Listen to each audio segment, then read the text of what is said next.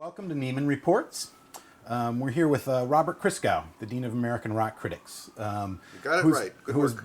Who has been writing about popular music professionally for closing in on 50 years. Is that accurate? No, Or it's 45. It's 45. Well, yeah, I guess that's right. 46. That is right. Well, I'm going to say closing in on 50 then. That's I think right, that's accurate. You helped invent the craft that you practiced, most influentially in your years as a writer and editor at the Village Voice, where you established the Consumer Guide, which continues today on MSN.com, and the Rock and Roll and Essays, which continue in their way at Barnes & Noble Review. I'm Brett Anderson. I'm a Nieman Fellow at Harvard this year. The reason you only can see my back is I'm normally the restaurant critic at the Times-Picayune in New Orleans. So what it is I look like is none of your business. But Bob, if we could open with, can you talk a little bit about how you started in this business? There's an assumption, perhaps not entirely unfair among outsiders, that people get into rock criticism or writing about rock music in general because they want to hang out with rock stars. That is the last thing that has ever interested me. And once I was sufficiently powerful / autonomous, because I wasn't ever really powerful, to stop doing profiles and interview pieces, I stopped doing them. And it's not, I think I've written some good ones, and it was partly just that the whole hanging out lifestyle has never really appealed to me. I prefer being at home with my wife, or as Dave Hickey said, standing up in the back and telling everybody what I saw. I prefer to work as a fan. Now, of course, I'm not a fan. I have all kinds of access, all kinds of expertise, and I spend 15 hours of my day listening to music, which very few fans who are employed can possibly do, or want to do. It's too much, actually, but I can do it. However, it's my aim as a critic, and I think it should be. It's my aim as a critic, and while it isn't one I would dictate to anyone, because I don't believe any particular posture is the correct posture to do any job. Mm-hmm. I think it's a good guideline. As I said, the aim of my job is to have fun, and if I stop having fun, I'm not doing my job. And so, despite all the foolish and ignorant people who grow in number every year as I get older, and they do too, who believe I'm phoning it in, blah, and I'm not. Mm-hmm. I spend, insofar as I have time to listen for pleasure, I spend a large percentage of that time listening to the music of the last 5 years. Not all of it, nor should I. And my test for when I write about a record is when I get that feeling in my belly that says, ooh, this is really good. Ooh, I really like that one. And if it doesn't happen, then in my view, the record is not good enough to write about. There are exceptions to this generalization, as there are exceptions to every generalization, but they're rare. Talk a little bit more about the itch you were trying to scratch when you started writing about rock music. There's a lot of fans out there who love it and don't get into this kind of work.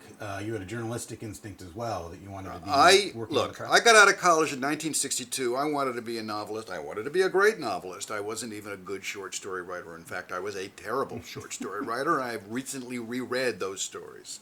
They're bad.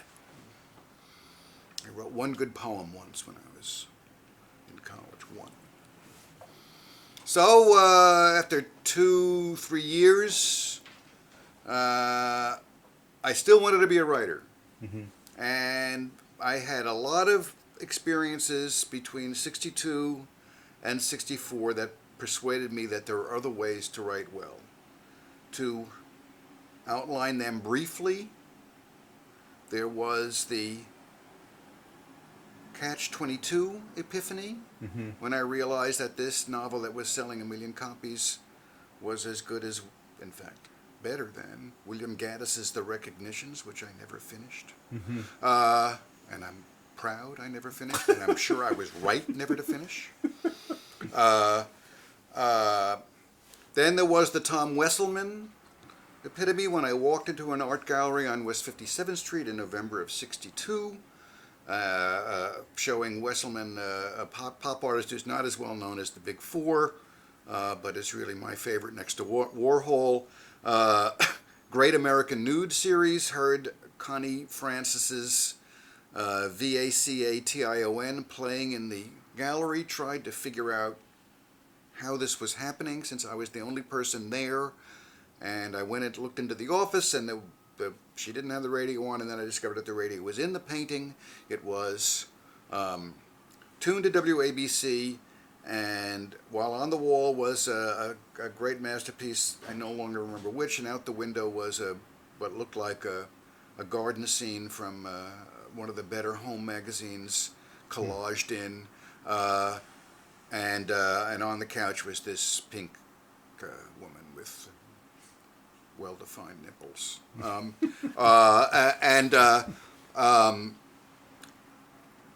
very pink. She was very pink, and I realized that all this stuff went together. I was listening to rock and roll again for the first time after I got out of college. I went to college in Hanover, New Hampshire. As far as I was, and I listened to jazz. Apparently, there was some rock and roll on the college station, because the guy who wrote Animal House has written a book about Dartmouth at that time. That's where Animal House is based on the AD House at Dartmouth. And he swears that they had Ray Charles festivals and stuff, but maybe I was just too much of a snob or unlucky to get there. Anyway, I didn't. I just listened to jazz in college, some folk music, not much, Lead Belly, that kind of stuff. No Joan Baez, please. But as soon as I got back, I was listening to WABC again. I listened to WABC too. And it wasn't the greatest time in rock and roll, but supposedly, that day the music died stuff, that was always a lot of hooey. And there was Phil Spector, early Motown, in a few months, although not yet, surf music, as well as the odd hit of novelty and other sorts that always is on the radio. I'm not so sure about today, actually. When the playlist is down to 15 instead of the 40 it was then, I don't think that's healthy at all. So I understood that. So I love rock and roll again, even though I was a jazz fan and wanted to be a great novelist. And having all that stuff come together in the Green Gallery really changed my head. And then in 1964, maybe it was 63, I purchased. I was interested in sports, and I was interested in sports writing. And a good friend of mine who was my boss in that job, a painter named Bob Stanley, who's up here, although he's probably not in the shot.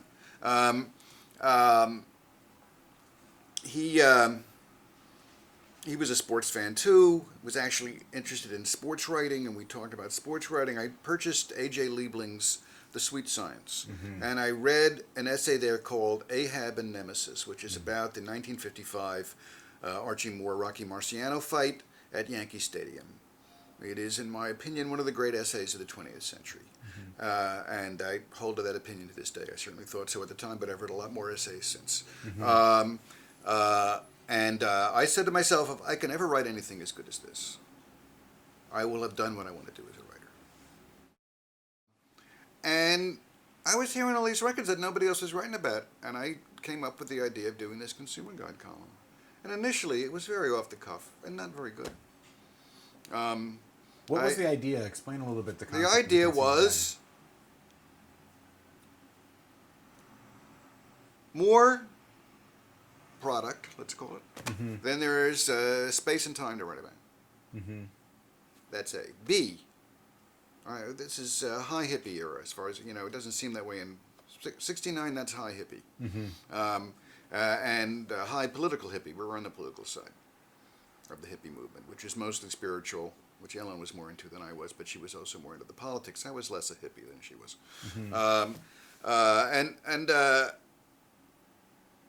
And hippie movement was anti-consumption.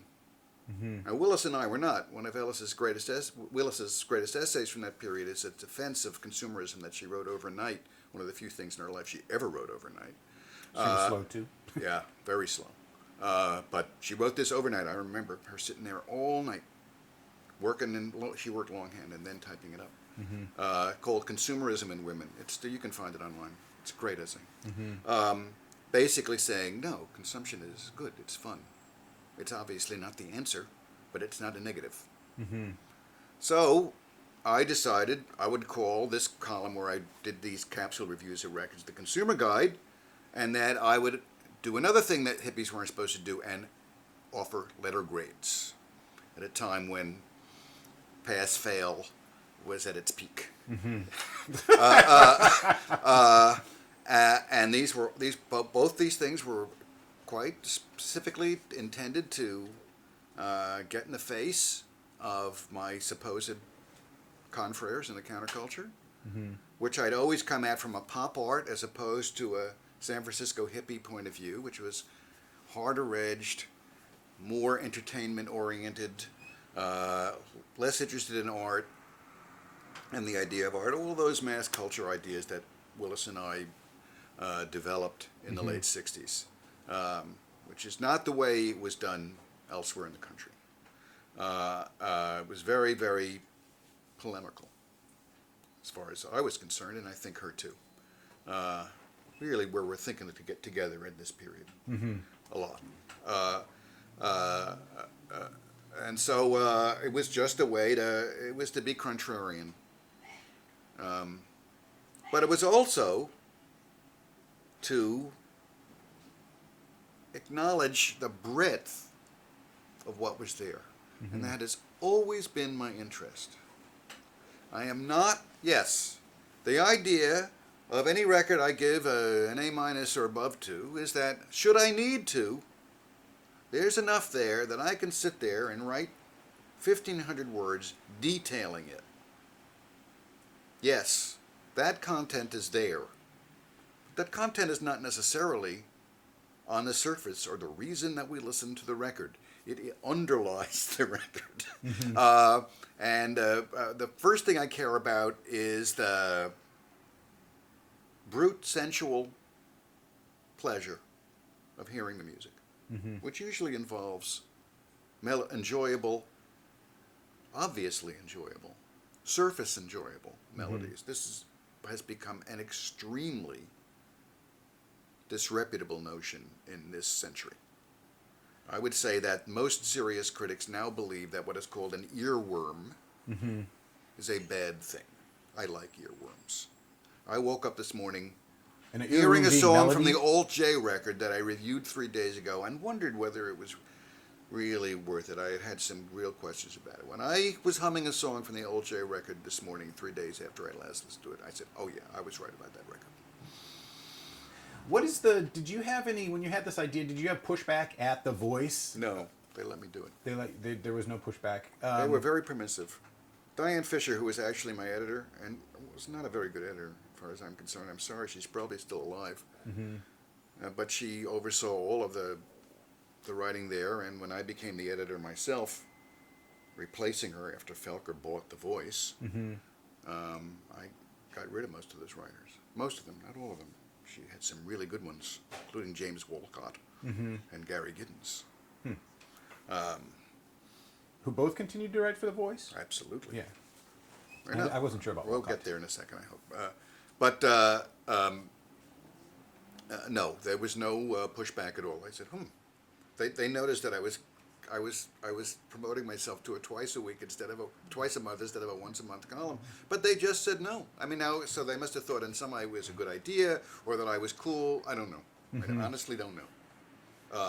I think that the writing I was doing then, as I said, was good, but it got better. But they must have seen that. But this notion that you were going to write that short, you kind of stumbled onto a style here. Is that fair to say? That's very identifiable. I used to think, when I was first interested in journalism, I would read the Herald Trib, and I would read there were always these bits columnists. I can't remember a specific example anymore, but witty little anecdotes about famous people, or that's usually what it was. And I didn't, the famous people part, well, I accepted it actually. I became more critical of that as I went on. but the way they were written, Herald Tribune in particular, really encouraged people to write with some style. And I always thought that was cool.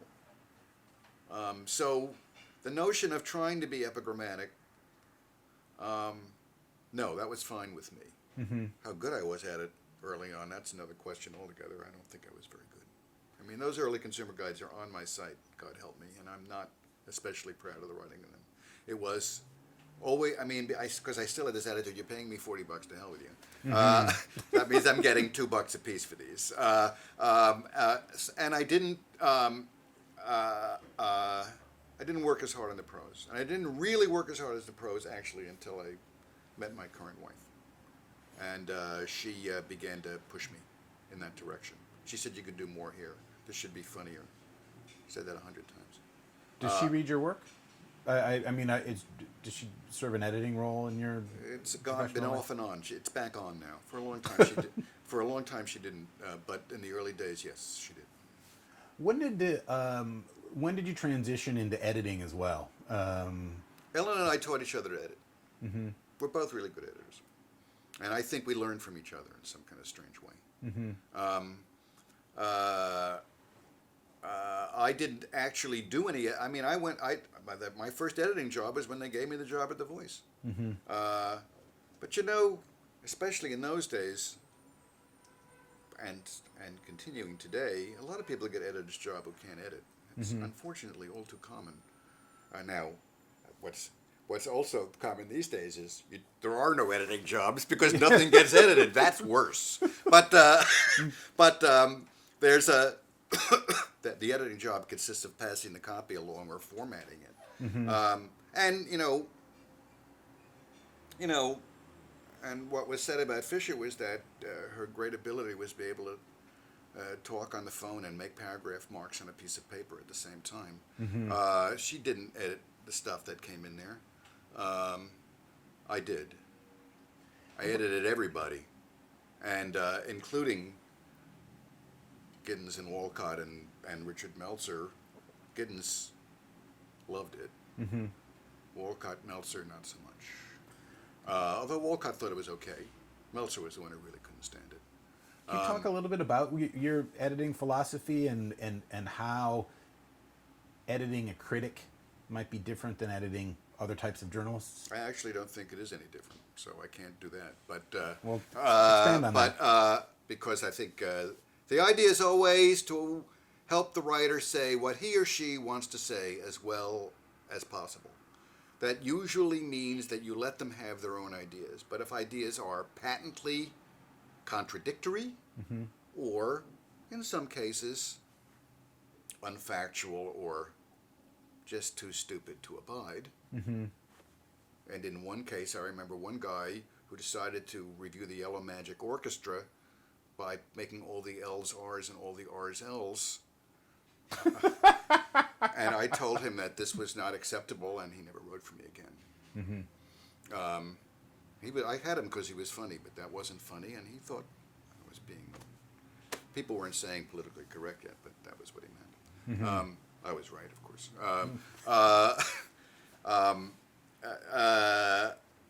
But no, it has to do with...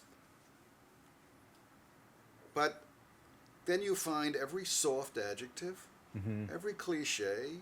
If you see a way to say in 12 words what that person has taken 16 to say by reversing clauses or taking out a passive construction or any of the literally dozens of other things that you could categorize should you take a week to think about it,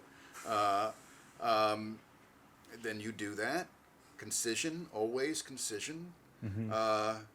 And clarity, even though some people would read my naughtier sentences and say, what are you talking about? But I maintain that my sentences are always syntactical, except when they don't want to be and know it.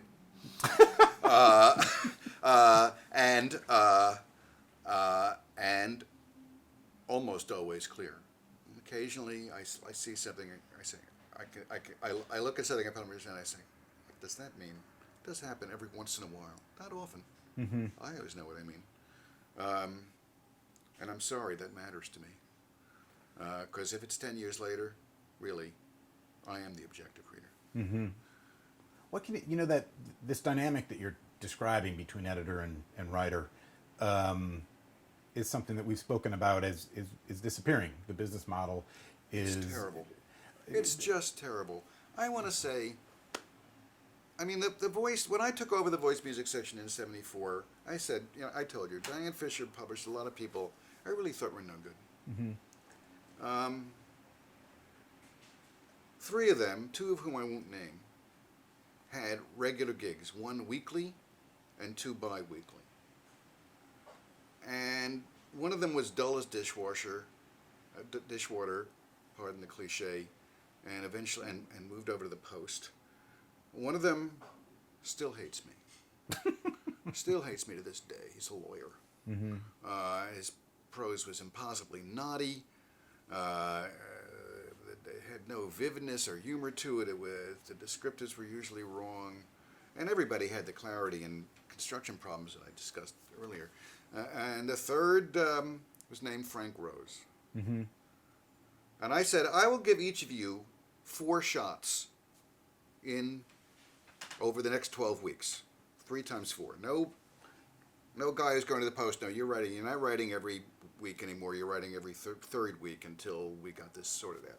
He actually said, I'm gone. He didn't even bother to try. The other 2 guys did. And as I said, the lawyer still hates me. And Frank Rose, who tried really hard, is working for a magazine called Zoo World. At the end of the 4-week trial period, I said, Frank, I'm sorry you've gotten better, but you're not good enough for this section. 5 months later, he called me and said, I have a review I'd like to write for you of the America album. America is not a band.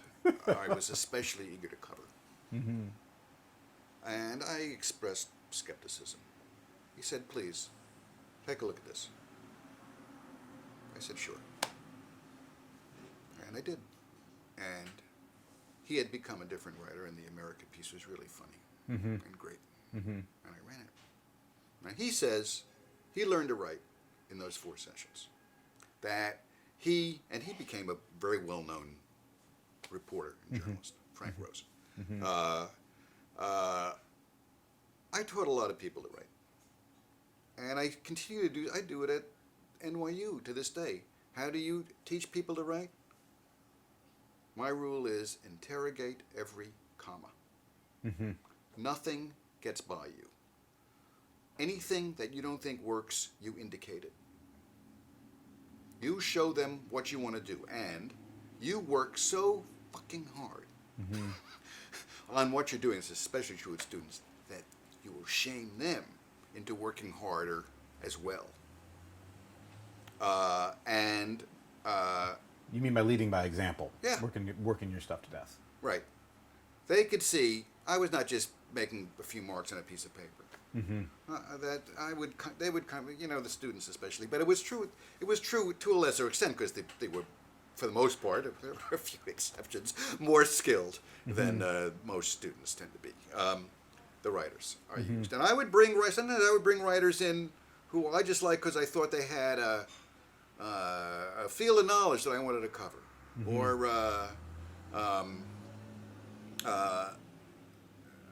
ideas that I thought were worth exploring, or I could see that there was a spark there, and there was funny stuff or insightful stuff, even though it was a little messy in a lot of respects. And I would work with them, and they all got better. Everybody got better.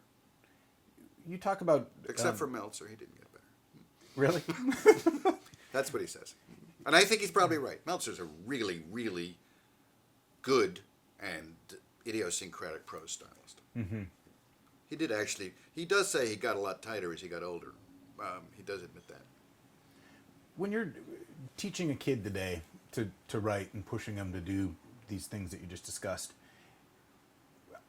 is it knowing that the skill has less commercial value than it did 15, 20 years ago? Or would you agree that it has less commercial value? I sure would. What do you tell that young person who says that they want to do serious criticism. They want to do... Anything worth doing is worth doing well. It's not really very hard to... and I do really understand. But what professional guidance can you give them knowing they also have to pay rent? I can't give them any professional guidance. My professional guidance to rock critics since before the internet was don't become one.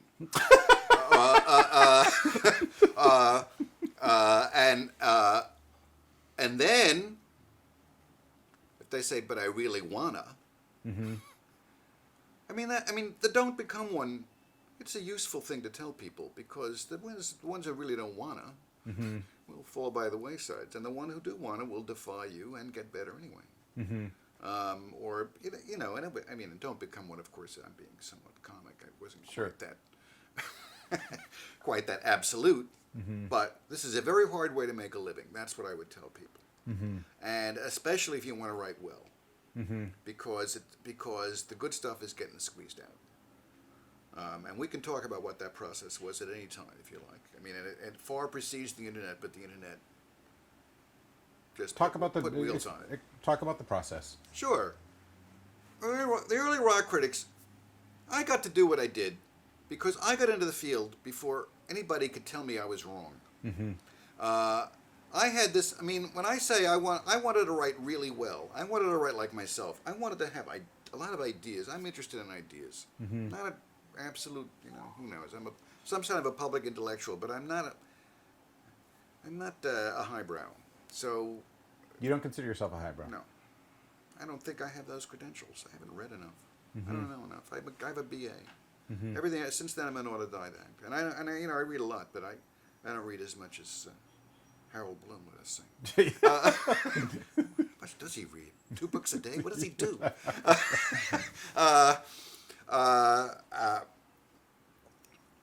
Simon Frith. I don't read as much as Simon Frith. I always carry a book with me, and when I went on a vacation with Simon Frith, I learned that his rule was to always carry 2 books with him in case he finished the other one.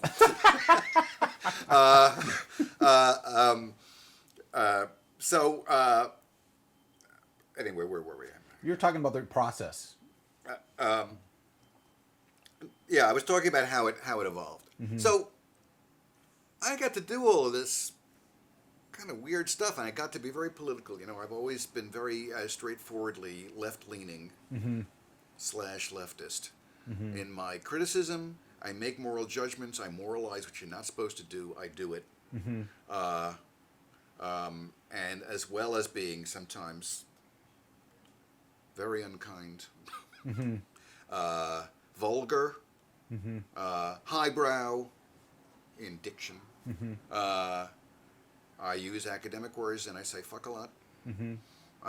And at The Voice I could do both those things. Most places you can't do either. But Can you, and your outlets today, can you curse? not really. I've pushed them a little bit, Mm-hmm. and they've given a little bit. But I respect. It's a different. It's not The Voice. I understand that. Mm-hmm. I didn't mind not being able to curse in the New York Times when I worked in the New York Times. That didn't bother me. I understand. Mm-hmm. And so Microsoft has we had 10 million people come to that portal, so Mm-hmm. I understand. Mm-hmm. Every once in a while, though, in context, I can, because I'm blogging. Mm-hmm. Couldn't when it was a feature. But now it's a blog. I have a certain amount of autonomy.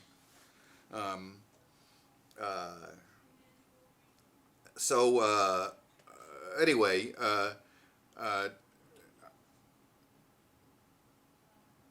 and I always did what I believe artists should do. Why is popular culture good? Is it good because the formulas are good? Well, sometimes the formulas are useful. Mm-hmm.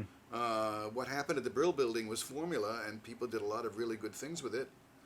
However, formulas tend to be deadening, and what usually happens in the best art is that somebody pushes the formula in some way, the envelope, as is now the cliche. Mm-hmm. And I would always, not always, but I always kept my eye on people who I felt were working within the form but stretching the form. That seemed to me to be the ideal.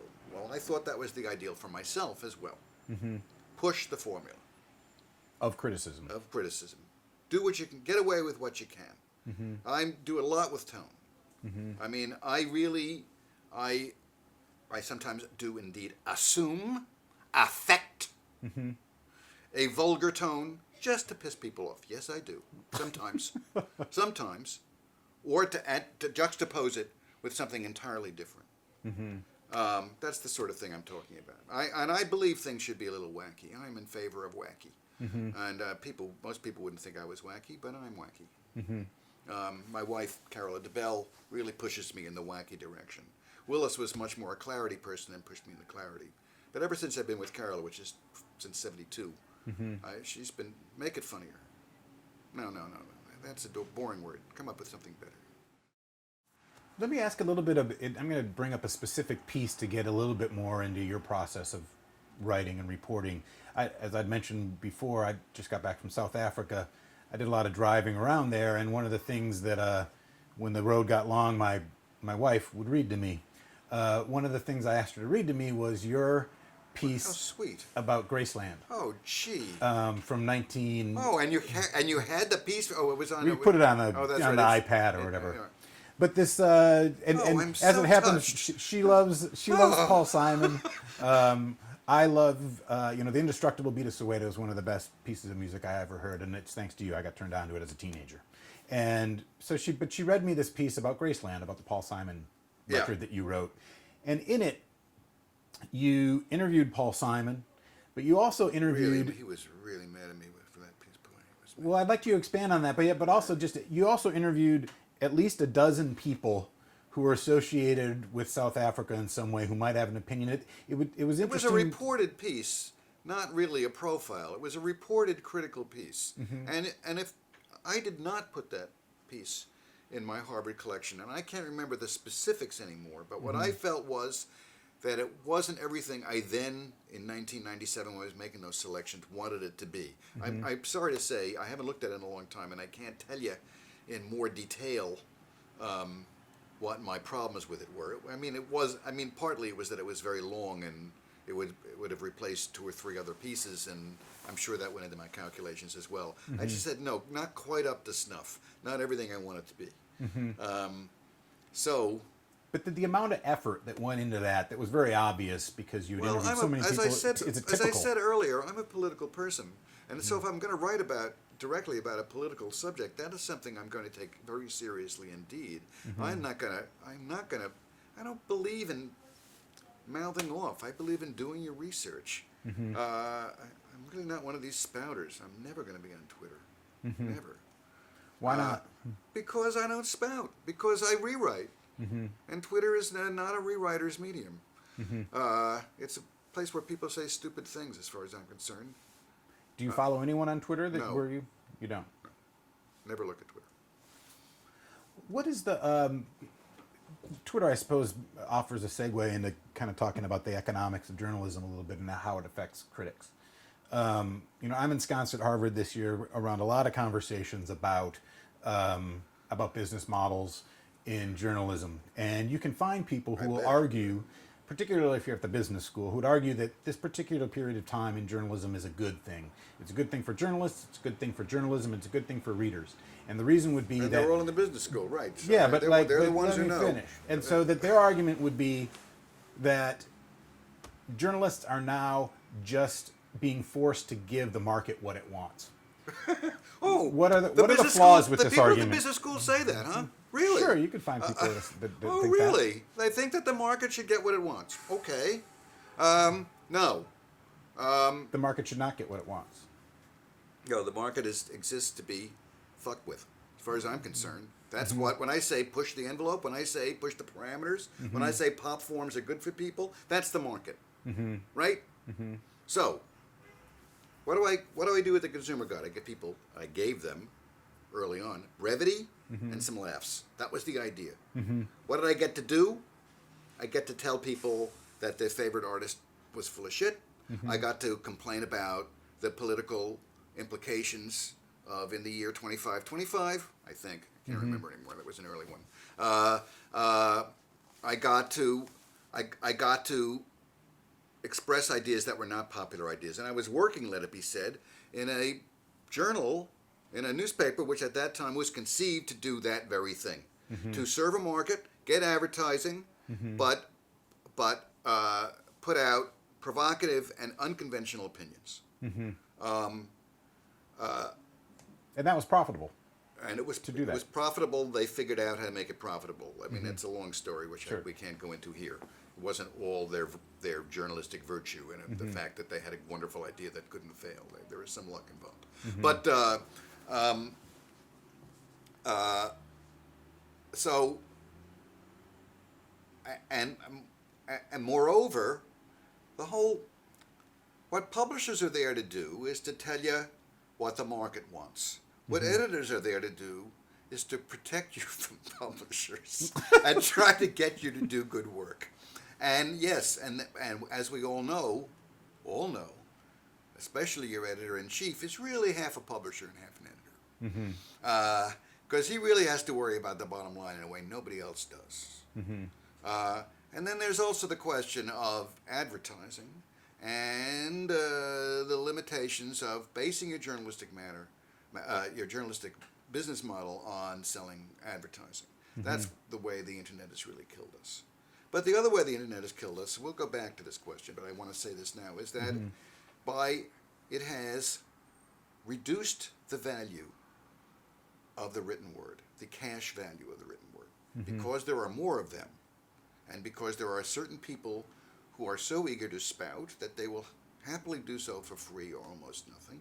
And while many of them are crap, that doesn't mean they are not going to siphon off a great many readers, critics in general. Most people who buy the newspaper do not buy it to read the movie reviews.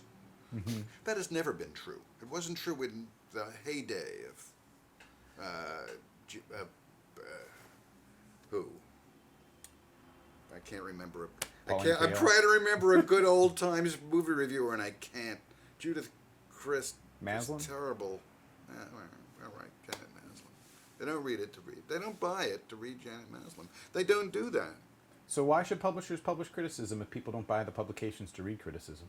Because they care about good writing. Because they're actually in. So I work for the Barnes & Noble Review these days, and Barnes & Noble used to be a bête noire among book lovers because they were killing the independent bookstore and they did this and they did that. I never bought that entirely. I bought it a little. Now I don't. And as always, I have to remember the name of the person who owns Barnes & Noble, his Italian surname. Do you remember his name? I'm never sorry. remember his name. And I've said this like I believe a dozen he's built times. houses in New Orleans, too, for homeless people. I should know The his name. guy loves books. I'm not I'm a socialist. I remain a socialist. I'm old enough to say that and not worry about changing my mind anymore. But does that mean I think capitalism is bad? No, I always tell my socialist friends, rock and roll would not have happened without capitalism. It is a capitalist form. And it's the best things about capitalism. Being a socialist doesn't mean there's nothing good about capitalism. Far from it. But I will tell you one thing I really like about capitalism. The people who make things and really care about what they make. At the moment, capitalism, 42% of profits in the United States, and I don't know what year, but it was a recent one, were generated in the so-called financial services industry. In other words, 42% of the 100% of profit in the United States is now generated by people who are selling money.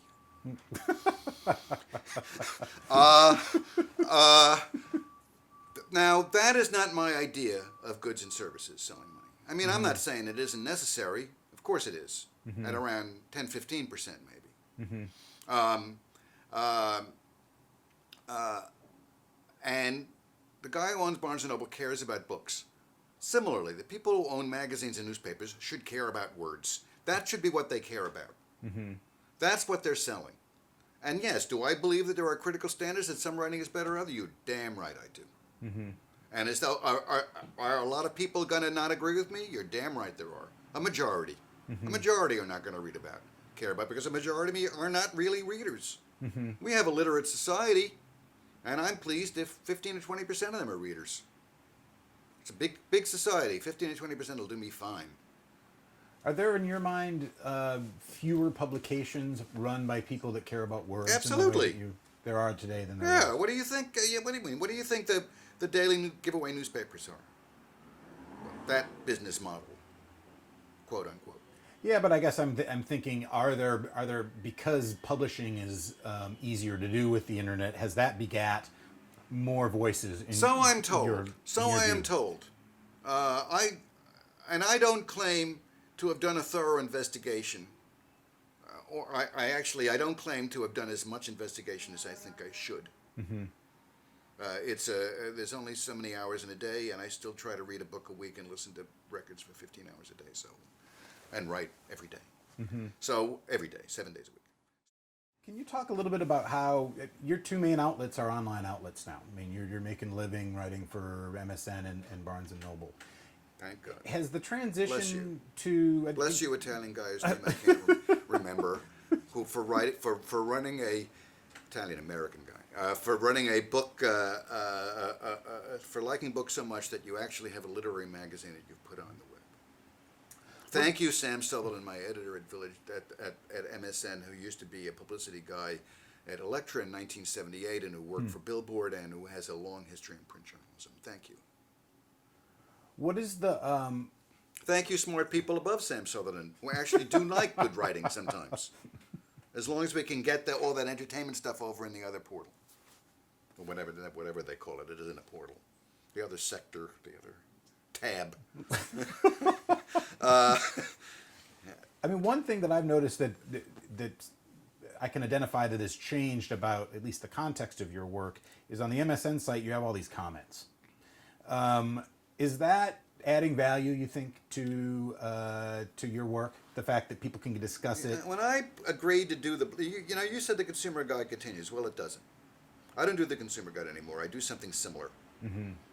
which is some ways easier and in other ways harder, and it's getting harder all the time because there aren't enough records to write about. I write about 2 records I like 4 times a week. Twice a week, 4 records a week. That's, if you do the math, 208 records a year. Folks, there aren't 208 good records a year. So I have to figure out ways to fill it out, and that's getting tougher and tougher to do. However, Which means you'll review older records as well. I review older records. I get to go back to old stuff and write about jazz records that I never wrote about and stuff like that. But believe me, it's still not enough. Mm-hmm. And that's not easy to do that stuff, especially jazz, because I like jazz, but I have no expertise to speak of. More than you probably, but not a lot. I actually don't mean you. No, I don't. Fred, I mean you, who is ever I'll watching allow you to this, say that. Who's ever watching this? No, I think you probably know as much about jazz as I do. That's what I mean. Anyway, it's, and I never thought once. I never looked at my comments. Mm-hmm. I mean, that's a good rule. If you write online, don't look at the comments. I know that's Ann Power's rule, Mm-hmm. who I think is probably the best writer on the internet, and who just did this piece on Beyonce where my commenters said that the comments were stupid. I just looked at them. They weren't as bad as I feared. Mm-hmm. They weren't as bad as some of the comments I've seen on the MSN movie blog. Mm-hmm. I should say, Which Ann the movie Powers section, by the way, is done extremely well. That's not what I'm talking about. on the MSN site. Right. I'm just going to mention that Ann Powers writes for National Public Radio. That's online. right, and and as an old friend of mine, And has written for The I Voice, married New York her and Times, Eric and LA Weisbard. Times. She was the music editor of the Village Voice. I love her. I think she's the best rock critic in America. Mm-hmm. End of story. So, including Why? myself, because she has her heart in the pop stuff, as well as following. I don't have my heart in the pop stuff. I follow it. Mm-hmm. I'm here to tell you I think that Black Eyed Peas record is really great, and I don't care how boring you thought it was and how much you already knew the samples. Mm-hmm. It's a little cause of mine, and it's way and when people want to talk about how stupid I am, which a lot of people do on the net, Mm-hmm. they bring up how I like the Black Eyed Peas album. See, that's the way the world is now. If you like something that's really popular, you must be stupid. But you're saying your heart isn't really in that stuff in the way that Ann Powers no, but I is. follow You it don't and I care about it, Okay. and I value it in principle. So that the Pink album, I love Pink, Mm-hmm. but this is the best album Pink has made in 12 years, Mm-hmm. and it was a top 10 record for me. Mm-hmm.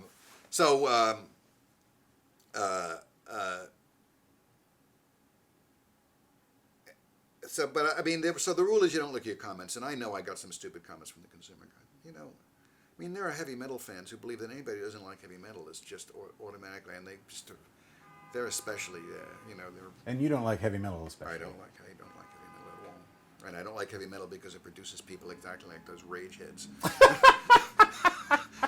I mean, I think you're a jerk. Exceptions? That's right. I think you are a jerk. No, yeah, sure. I mean, You like Motorhead. Yes, and furthermore, I know heavy metal fans who I think are great. Mm-hmm. Donna Gaines. Mm-hmm. But in general, that's the way it works. Donna would say, "Oh, you don't know them, and they're really better people," and then she's probably right because she does know them, and I don't. Mm-hmm. The verbal expression is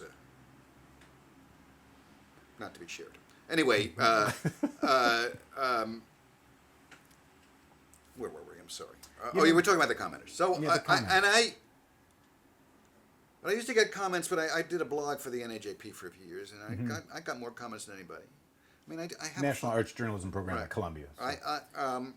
And I noticed that, I was very happy. First of all, I got a lot of comments, and most of them were really smart. Mm-hmm. But that was the NAJP. So will you concede that that's one good thing about the internet? I don't know. I will not. Far from it. Far from it. Far from it. Because, all right, now we'll go on, and then for the first few expert witness entries, there was like 4 people, 6 people, half of whom I recognized from NAJP as seemed to be the same people, although the tags might have been a little different, commenting, and that was nice. And I never thought about commenting. I agreed to do this because they paid me some money to continue to write about records, and I decided I just really wanted to do it. I missed it. Because you did retire. I did. I was making good money for the Consumer Guide. I made more money for the Consumer Guide at Microsoft than I ever did from the Village Voice, if you break it down. I do not make more money for Expert Witness, which is not as much work, but is plenty of work. I don't get paid well for Expert Witness, not on an hourly rate. I do it. I am doing it for love, but I wouldn't do it for nothing. That's the difference. Can you talk about the? Now let me go on to the commenters. And then gradually, so the comments were pretty smart. Mm-hmm. Nice. I mean, there's this guy who loves everything I do, and I recognized him. It was nice to have him around. It's all guys. I'm sorry to say. And then gradually, these people began talking to each other. Mm-hmm. And a friend of mine, a much younger friend, one of those people I told not to become a rock critic and did, and now is doing some sort of web editing, and has had a lot of web editing experience. He said to me a couple of years ago, he says, "That's the holy grail. That's in blogging. That's the grail. Getting commenters. No. It's not getting commenters. It's getting commenters who talk to each other. Sure. Who actually begin to develop relationships among themselves. And I am incredibly proud to have attracted this community, which probably consists of, I don't really know what the numbers are. 20, 30 regulars and 20, 30 less regulars and 100 people who are, it's probably a few more than 100. But it looks as if you get about 150 comments on average per expert witness. That's blog about post, what I get. Yeah. But in the early days, we went to 500 once. And you don't assume that they're always talking about me. Sometimes they set up contests or their mini polls inside, or they just get talking about something else. Sometimes, especially if it's an obscure record they haven't heard yet, they can't very well talk about the record. Although in the age of streaming, most records get heard to by at least some people, and there's some commentary. But it's not mostly about the week's topic. Only once in a while. I've got advice on the kinds of crates to use to store LPs from your comment stream. Right. It goes in those directions. And it's all guys, and it's mostly people who like physical product, although there are a number of younger people who are more MP3 oriented and are perfectly ready to download, and everybody's got to download some. I do. There are things that are only available that way, and in the mixtape world, free mixtapes, which are promotional items, and let's not even talk about what happens to the music business in the age of the internet. It's been fucking destroyed, and I feel very bad for the artists who can't make a living or have to go on the road, and that's the only way they can do it. And it was not a great life living on the road. Never was. I am really, really proud of this community. I look sometimes at the comments on Talking Points Memo, which is my favorite political site, Josh Marshall's site. They're much stupider than my people. You know, you would think these are liberals. Boy, I can't tell you the kind of liberal stupidity that you get there. The kind of the name calling at the right as if it's funny. That stuff. I mean, not all, please, but if I had to say which is the more intelligent bunch of discourse, mine, easy. So you are proud of that? I'm very proud of it. Now you have to tell me about another one. I think I managed to do this. No, it's got to be, once again, there's got to be another one. There aren't many. And how did I do it? I've been doing this a long time. The Consumer Guide has been, for a certain core of crazy record buyers, I would assume it's somewhere between 100 and 500 in the world. That's the way they buy records. They use it. I mean, it has other kinds of more general influence, but then there's this core of people who share a sensibility with me, or can read through our differences, and are used to my prose, are not put off by naughty. All of that stuff that you try to do when you push the envelope in 1969. There you have your readers, and there's more. I mean, there's a lot of what they call lurkers. Every once in a while, a lurker comes on, so I know they're out there. Finally, a lurker is someone who doesn't comment. A lurker is someone who reads but doesn't comment. Yeah. And of course, there's lots of people who read the blog and never look at the comments, and the comments are known to be really one of the stupidest places that you can go in the world. And if they're going to my blog, they don't want to then go to one of the stupidest places you can go in the world. That's my hope. No,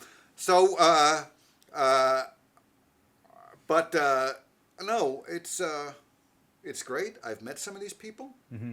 One of these guys is the head of the cardiology unit at the University of North Carolina Hospital, as well as the head of the medical school, and is also, I would say, the king kahuna of all those bloggers. Who he blogs walking from one of his difficult jobs to another on his smartphone, and somehow manages to find copies of things that nobody else can find, and if they're really completely unavailable, even puts them up in a Dropbox for a while so people can find them. These odd records that Consumer Guide crazies know about. Oh, where's that? African High Life records from 1986 and things like that that disappeared right away. Every once in a while, somebody finds it and they rip it, and that's all great. But I mean, this guy in '81, he was a freshman at Vanderbilt, and he missed a passing job. He had just discovered it a year or two before. Being the critics poll I ran, where I also had my own list, and there was all the comments, and he sent me this letter. It said, "Please, I missed it. I enclose $1. I would really appreciate it if you could mail me the Village Voice, please, please, please." And I had a bunch of them sitting at my desk in an envelope. I stuck it in there. And I took his $1, and I took a piece of voice paper, and I said, "Here you go, Cam. Keep your $1." And I sent it back to him. He says that was where he realized that even though he was a Southern boy from Alabama, that he could be part of some other world. And it, for him, he says, was a life-changing experience. But I accepted him for what he was. I mean, why they should be. I didn't do it trying to change his life. I did it because it was a joke. But I'm very glad I did, and I'm really proud of it. And I have this. He's an amazing person. He's my fan. I'm really proud of that. And there's a lot of other people, somewhat less striking, but boy, and they're all different. I'm not saying I like everybody who comments. There's a few I don't, but. For the most part, these are great people, and they're different from each other. Many of them are further left than I am, and we argue about that. Things like that. Early in the 80s is when I got turned on to your writing and the Village Voice in general. And something that attracted me to it was, having grown up in the suburbs, it seemed to be this entry point to an urban America that I didn't know. That's what it was for me, too, growing up in Flushing in 1956. when I was 14. I heard about it on the Gene Shepherd show, and I mailed them $2, and they gave me a subscription. To The Voice? Yeah. What is it when you're writing your consumer guide or expert witness reviews, beyond turning people on to cool new music that they might not have heard of before, what are you trying to do with those reviews? Well, the main thing I'm trying to do is to write well. Mm-hmm. That's number one. Which means you're entertaining and stimulating people. That's right. And pleasing myself. Mm-hmm. You know, I like to look back at my own reviews and say, oh, that was a good line. I'd Mm-hmm. do that. So you do read your own stuff? Absolutely. It's good. Why not? And it reminds me of what I can do. It reminds me of things I thought that I forgot. Mm-hmm. It's very useful sometimes. It can really be inspirational too. When you're stuck on something, I To read remind something yourself else. you can do it? Yeah, right. Yeah, I do that. What is the a lot of the criticism that I read that I don't find as enlightening as I'd like it to be in this day and age, it's personal, but it's only personal, and there's Yes, nothing else there's to a it. lot of that. There's a lot of that. There's a lot of that. Can you talk a little bit? That's definitely a blog era phenomenon. Not that it didn't exist before, but it's the basic. It's the lingua franca of the. So how do you talk a little bit about how you use the personal in writing without tipping over into this phenomenon that I'm talking about? I mean, you have very personal connections to, obviously, to music. I mean, I'm thinking I reread a piece you did about Thelonious Monk back in '09 about writing about first listening to Mysterioso and all these kinds of things. That's a good one, but I mean that one was exceptional in that respect. Mm-hmm. If you remember, it began. You apologize. A few tales from my youth. Yeah, you apologize. Forgive me. That's how it begins. Yeah, you apologize. I don't usually do that. I did it when I did Louis Armstrong as well. I mean, when I do jazz, I feel a necessity to sort of deflate my authority a little bit. So that's the reason I began with those personal things, because I know I don't have the authority in jazz. But in any case, so what do I tell people? I've said this hundreds of times. First, figure out what records you really like. Mm-hmm. Then figure out why you really like them. Both of which are difficult things to do. Mm-hmm. Not what you should like, not why you should like it.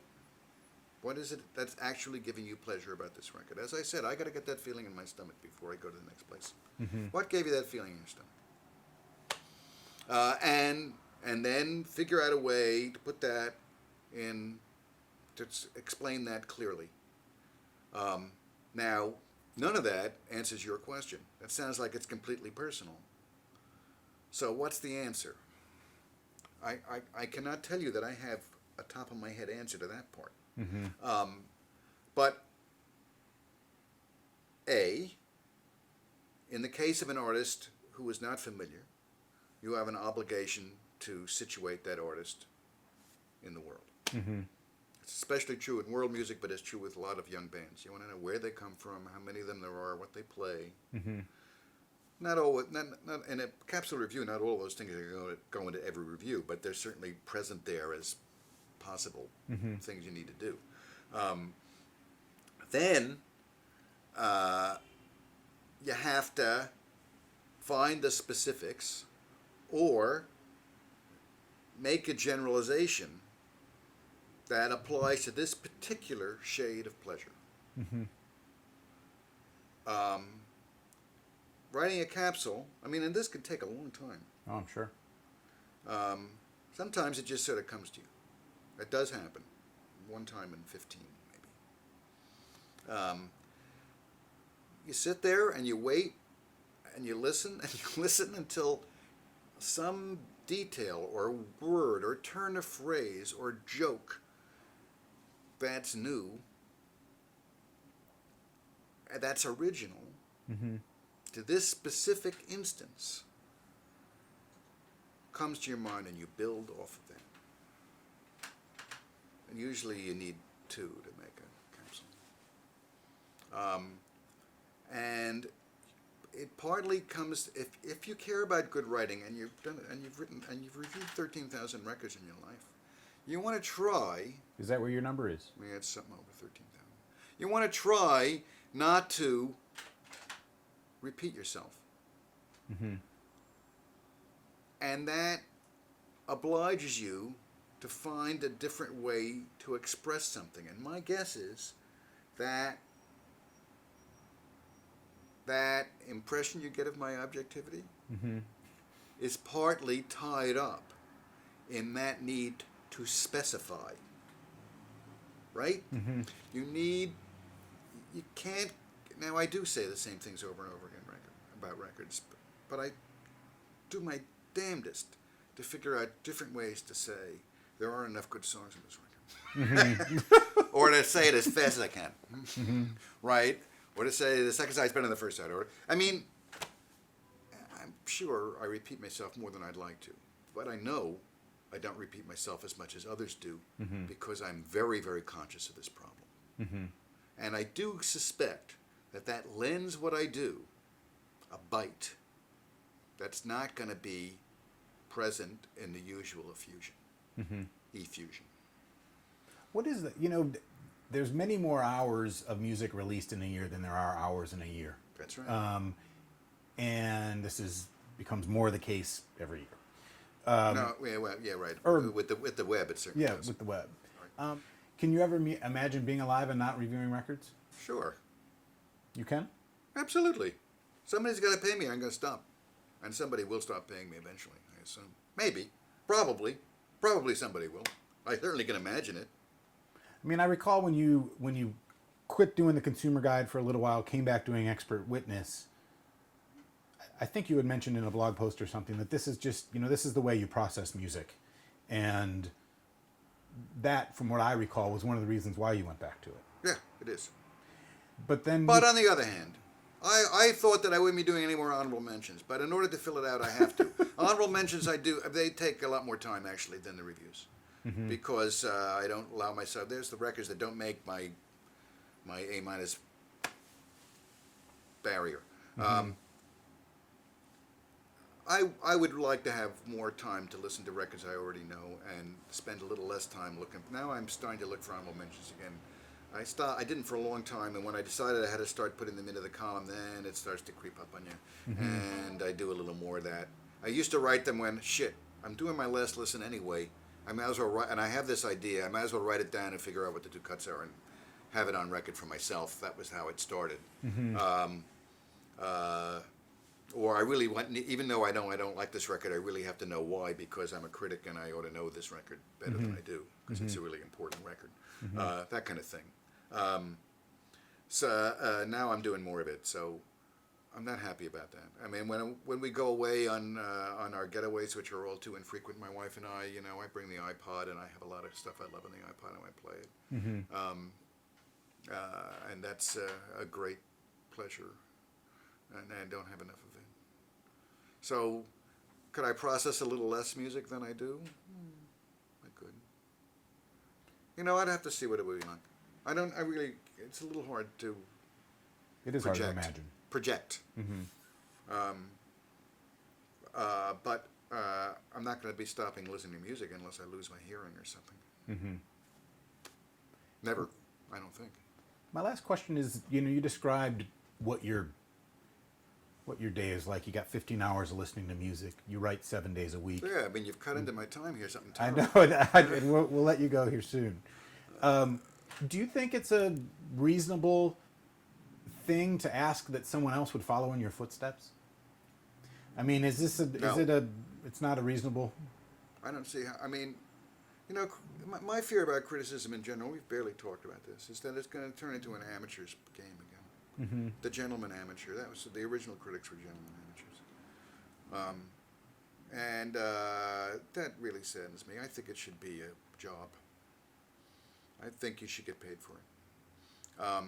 And I think that you get different kinds of people when you get gentlemen amateurs with different standards. And they're not, as a pop person and other standards, I think you're better off with an editor. I think you're better off with a format for all the problems I have with the way dailies do things. I think it's something to stretch against and to try and figure out how to do right. And of course, good things can happen the other way as well. It's not absolute, but it's not the better way. And who know? I mean, there probably are. I mean, then there's my friend Cam.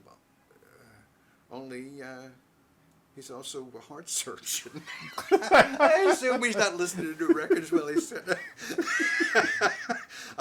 you know, there are people who, but you know, most of the people on the blog, they don't have the time I do.